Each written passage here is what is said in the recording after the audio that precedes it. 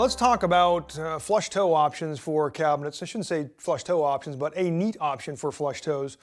Way back 4 or 5 years ago, Conestoga had an option called a flush toe Roman arch, which allowed them or you to request a toe kick area on a cabinet to go flush to the floor with a nice arched design cut in the bottom. They did away with that when the new Advantage and Essence line came out, and now it's back, and they've actually improved upon the option. So what we want to talk about is how this option affects you, what you can use it for, and some other options if you want that look but different. When you order this, all you're asking for is a flush toe. Okay, it's a standard flush toe where the front frame goes right to the floor. But now you're going to tell us if you want one of, I think it's 3 or 4 different arched styles on the bottom. You can do a classic arch, an elegant arch, a Roman arch, and I think that's the extent of it, or you can just do the standard flush to the floor. The point I want to make here is they're using a standardized pattern on this. So this is a 36-inch apron sink base.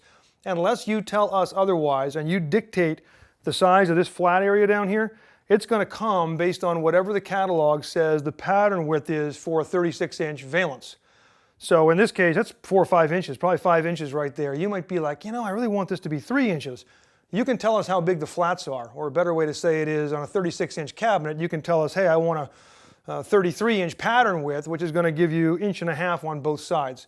So unless you're okay with the standard valance cutout size in the catalog, you need to tell us how big you want that flat. Okay.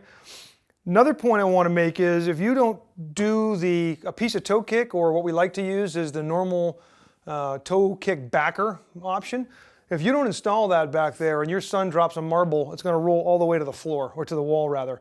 So you want to make sure that on the bottom of the cabinet, you're putting some kind of, maybe 3 inches back, some kind of color matched, typically color matched toe kick material, so that you're seeing, in this case, white with a coffee glaze, you're seeing that back here about 3 inches, and you can get your vacuum under here and vacuum out that stuff that gets collected back there without it rolling to the wall. So kind of a critical point.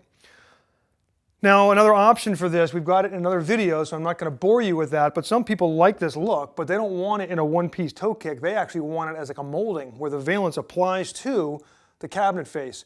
This is not that option. In that case, you want to order a loose valance with the returns to go down the side. That's covered in a different video in our design section, so I would go look at that.